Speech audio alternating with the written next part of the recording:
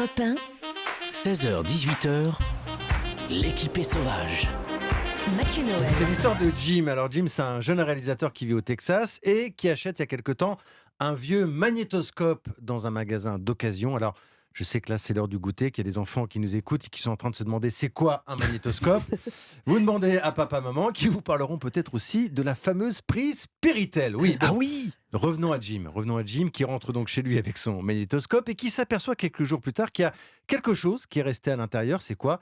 C'est une cassette, pardi. Alors Jim, il appuie sur play et là, sur son écran, c'est Retour vers le futur. Il va découvrir un petit garçon en couche-culotte dans un appartement tout droit sorti des années 90. Un petit garçon qui est tout simplement en train de faire ses premiers pas, ses tout premiers pas, immortalisés évidemment par un caméscope. Alors la scène, elle est émouvante, vous imaginez bien. Il faut voir notamment la fierté du papa sur la vidéo, le bébé qui tombe sur ses fesses mais qui se relève toujours.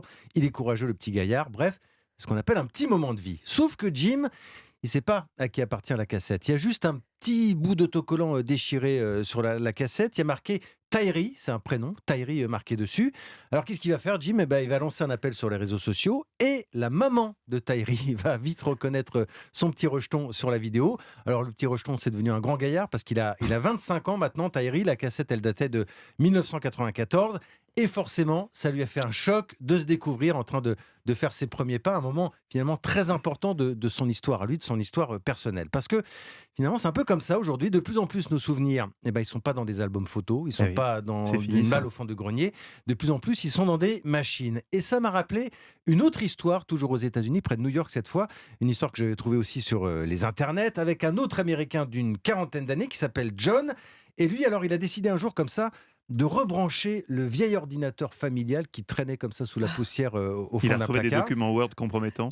En tout cas, la bécane, elle n'avait pas tourné depuis une trentaine d'années. Il l'a branché et paf, il y avait des grosses lettres vertes. Vous vous souvenez, les grosses lettres vertes sur l'écran noir.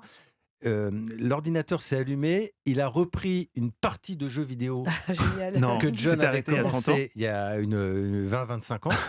Et puis surtout, il a retrouvé dans le traitement de texte une lettre écrite par son père, une lettre que son père voulait lui envoyer quand il était en colonie de vacances. Et c'est comme ça que 25 ans, 30 ans plus tard, il a découvert ce courrier. Son père est aujourd'hui disparu. Évidemment, ça lui a fait un petit truc. Tout ça pour vous dire quoi ?